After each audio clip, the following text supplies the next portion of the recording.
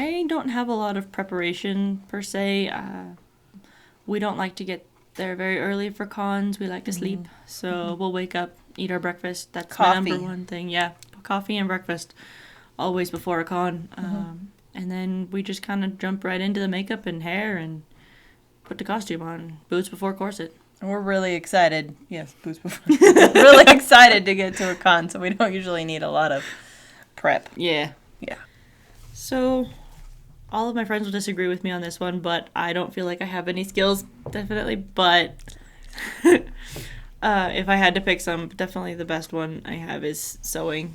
I can make a kick-ass pair of pants and corsets and all of the above. I made my Maya costume from scratch, which in retrospect was probably not the easiest way to do that, now that I know you can paint shit, but... What advice do you have to others who want to get better at sewing? Practice. That's really the best way to get better at anything. You need to sit down and keep trying different things. One of the things that I like to do with anything that I'm learning how to do is find 4 or 5 different ways to do it and then kind of mash them all together to see what works best. Don't limit yourself to patterns. There's a lot more ways to do things. Mm-hmm. Yeah. What are some things that stress you out with cosplay, and how do you deal with it?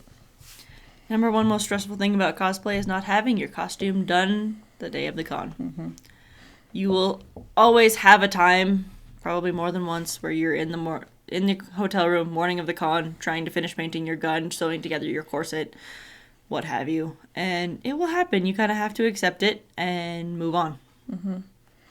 You do. You have to take a deep breath and just realize it's not all going to be perfect, but you're going to have a great time, whether it's perfect or not. Even if you're late to the con, it will still be okay. You're the only one who will know the things that are missing, Yep. So just go with it. I'm a big proponent of sexy cosplay. I've been known to get really angry at people on the internet or in person who say that, oh, she's only cosplaying that character because she wants attention, or she's only doing a sexy version of that character because she's a whore or a slut or what have you. And I'm highly against that. I think if you're comfortable enough with your body and yourself to do a sexy cosplay, more power to you. Mm-hmm. There's a pretty bad attitude on the internet that female cosplayers are just trying to get attention. Like she said, it's we don't like that. We're not doing it for you. Mm-hmm.